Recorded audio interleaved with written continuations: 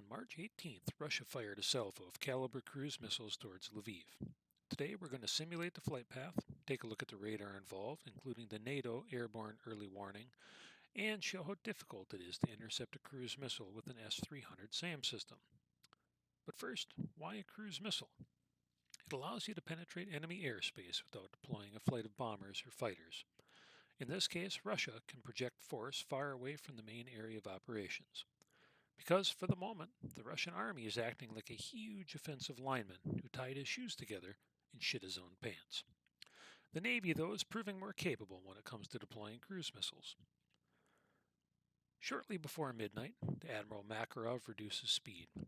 It's flanked by two destroyers, a Grisha-class corvette and a Buyan-class fast patrol craft. The Black Sea is mostly calm with low cloud cover. The Admiral Makarov can carry up to 16 Kalibr cruise missiles. Today they prep to launch 8.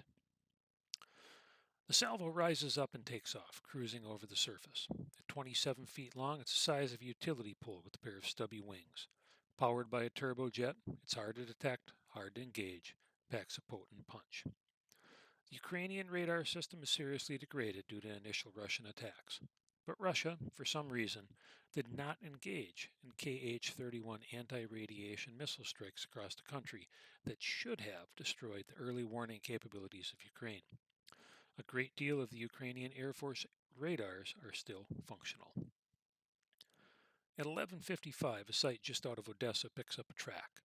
The radar return is gone a minute later, till another contact appears, and then they know that there is a strike inbound to somewhere in Ukraine.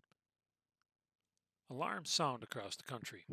From the limited information they have, it could go to Kiev, Lviv, or any target in the north or west. A call goes to the NATO command structure, and the E-3G Sentry airborne early warning aircraft watches carefully in case it strays into radar range. Imagine looking up into the night sky, seeing a flash, hearing a roar, and not knowing a 30-foot-long bathtub filled with explosives just flew over your house. That is the Kalibr. Calls go out to air defense throughout the country. Eyes alight to the sky. Sirens sound, but just silence. Nothing. Time crawls. NATO aircraft follows a path over Lublin in Poland and scans into Ukraine. But even that sophisticated bird picks up nothing.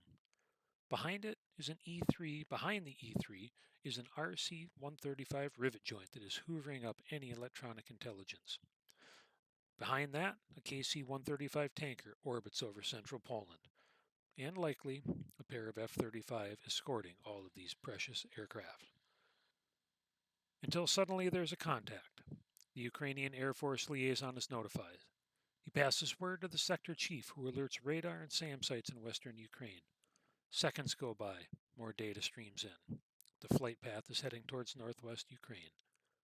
Initially, it looks like it's headed for Ternopil, but the cruise missiles continue past that city. Radar contact is sporadic as the missiles dip in and out of terrain. The hilly areas east of Lviv provide radar cover from both the Ukrainian radar and the E-3 Sentry that is orbiting over Poland. The missiles shift. A slight course correction ripples through the chain of command from NATO down to the Ukrainian SAM sites. An S-300 northeast of Lviv warms up first in case the missiles head north. The S-300 is not linked into the radar stream coming from the E-3, so even though the E-3 can clearly see the missiles, the fire control radar of the S-300 needs to paint the target with a high-intensity radar beam to allow the surface-to-air missile to track it. That is really the most difficult part, as if that signal is lost, then the SAM missile goes dead and can't track the target. Certain more modern weapon systems can take a direct link from an E-3 or long-range radar and use this to guide in a missile. But in this case, the S-300 was never designed to take fire control direction from a NATO aircraft. One by one, the precious missiles fire and lose lock as the calibers rise and fall through the terrain. Ukrainian command tries to plot the next move of the Kalibrs as minutes pass, with no strategic assets in the path. Alarms sound in Lviv. The E-3 relays the situation to NATO command that it's possible these could be heading into Poland. Russia has been threatening to strike incoming arms shipments. Then one more course adjustment sends the pack of Kalibrs directly at Lviv. An S-300 Alpha is positioned at the Lviv airport, and through a gap in the terrain is able to paint the incoming Kalibrs. One S-300 missile rises. A second launches a moment later. As each Kalibr makes the terminal turn, the S-300 acquires radar lock, and the 20-foot-long interceptors accelerate toward the incoming Kalibrs at 4,250 miles per hour. The radar clutter of the group of Kalibrs delays launch for a moment before more interceptors blast off. The battery only has 12 ready to go before the crews need to drop the launchers and crane more of them into position. Ukrainian teams steadily paint the targets and do their best to keep the interceptors locked on. At this point, they might be the target. It could be the airport, a military facility, or even the city itself. But without them manning the system, there is no doubt that the incoming missiles will strike.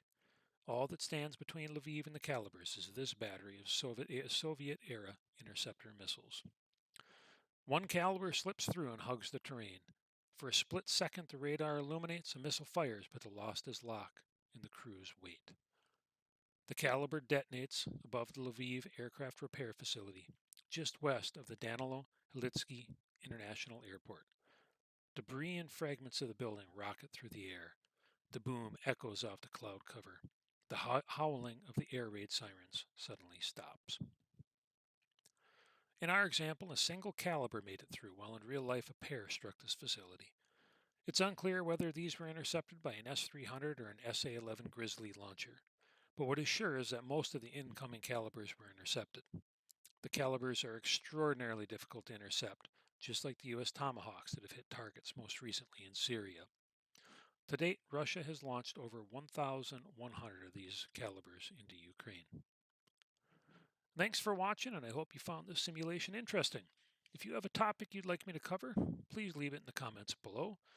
Otherwise, we're going to keep an eye on what's happening in Ukraine, and I'd urge you to support charities helping the refugees in Ukraine. Thank you, and have a great day.